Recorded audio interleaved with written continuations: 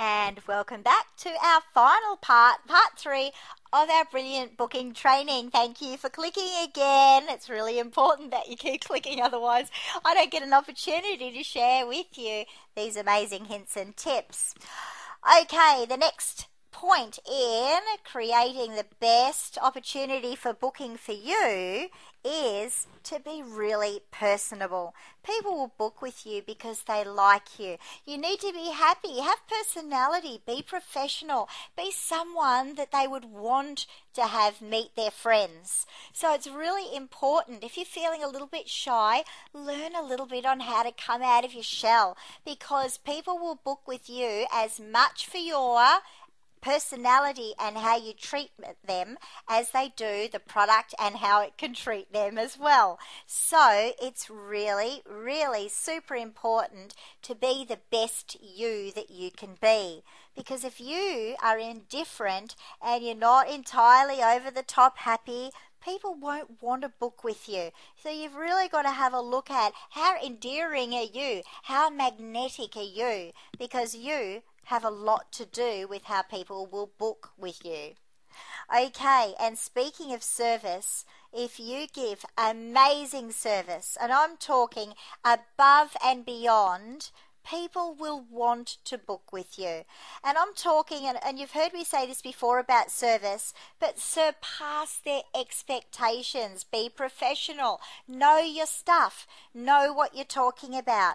Because if you can put a little bit of time, effort, and energy in being the best consultant that you can be, I can honestly promise you, people will be happy to have you come into their home and introduce you to their friends. And they won't be embarrassed. Oh, I'm so sorry, I'm never going to ask you to another party again. Do you know what I mean? So, whenever I looked at anything in party plan, I made sure I was the expert on it. Did it take me extra time to learn it? Sure it did. But did it pay off? Absolutely. Okay, now bookings. It's important. You've got to ask people face to face. So you can do what we call general seed planting at a party. So you can make general comments. Hey, if anyone wants to think about seeing what microdermabrasion feels like on your skin, think about booking your own party, because then you can actually feel it, etc., etc. Now that's what we call seed planting. But if that's all you're going to do, you're still not going to get bookings. If you really want to book, you have to personally ask, face to face, eye to eye, toe to toe, end of story. There's no other way but actually to ask them right in front of them, and that's how you'll book parties.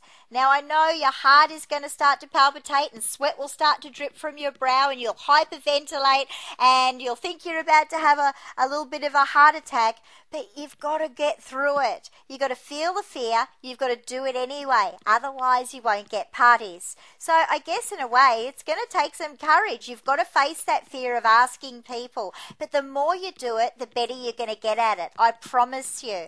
Because if you don't ask them, you're not going to get it. Well, you might get the occasional one where someone will come up and go, oh, look, I'd like to think about booking a party. But generally speaking, you've got to actually get in there and ask them.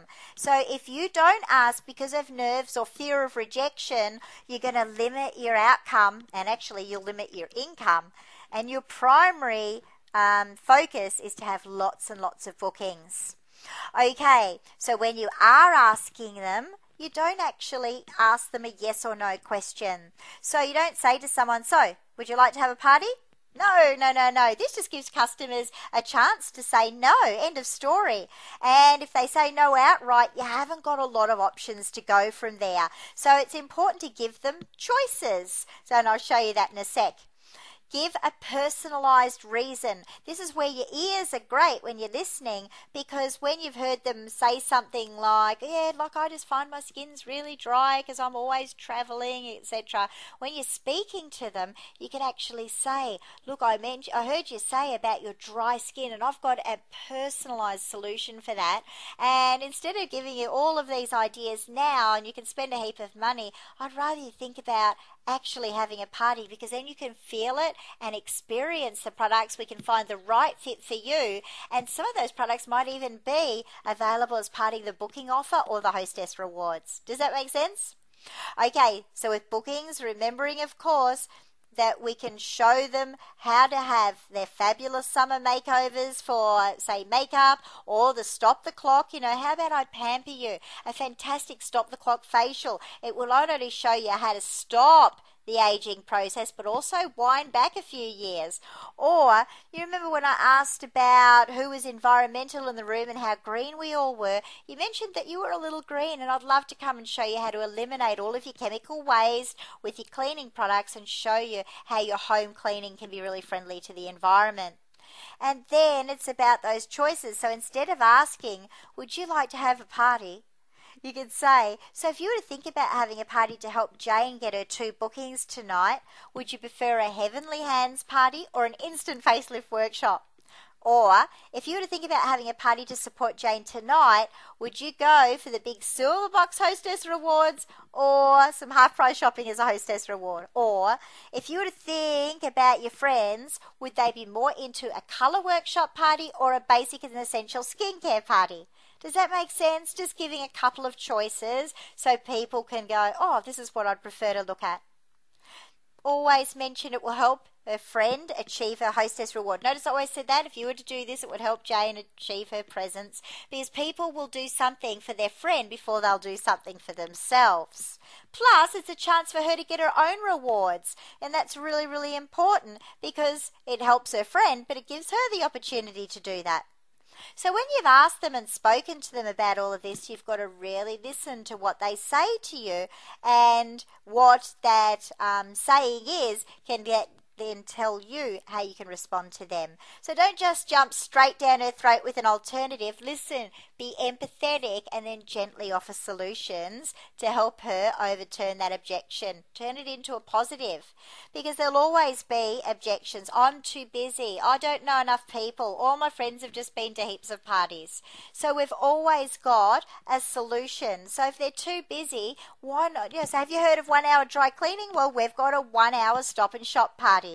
I don't know enough people. Wow, what about if we do it in your workplace or a playgroup party? So there's lots of ways. You just offer one solution, and then if from there they still say no, you bow out gracefully and you thank them very much. We can't turn into stalkers. At least we tried one solution to their objection. And then if not, we thank them very much for coming, offer for them to keep a brochure. If there's anything they need in the future, they can give us a call and we'd love to look after them. Then don't forget the announcement. So if you get one booking, make the announcement. Excuse me, ladies, I'd just like to say that we've sold $780 tonight and we have one party booking. Now, I know I've had a chat to most of you, but if there's anyone here that would like to rethink about having their own Nutrimetics experience, that'd be fantastic, because that'd be the one booking that we need to help Jane qualify for her amazing reward. And if you think you might like to be that wonderful person, come up and see me and we'll see what we can offer you as far as your own amazing experience.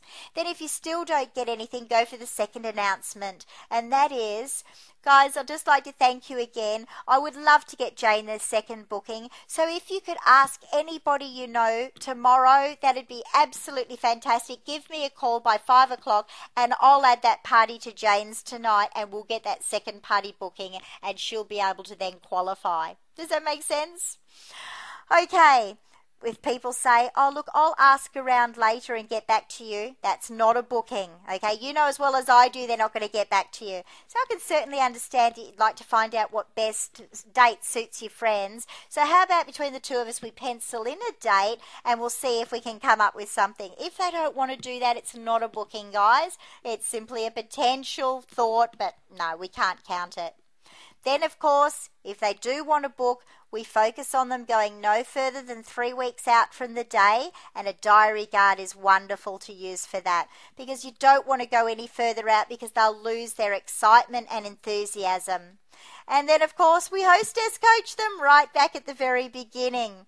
So there it all is. That is bookings in a nutshell. I'm sure there's lots of other things we can talk to you about, but that gives you a bit of an idea to start with and to work on and to practice.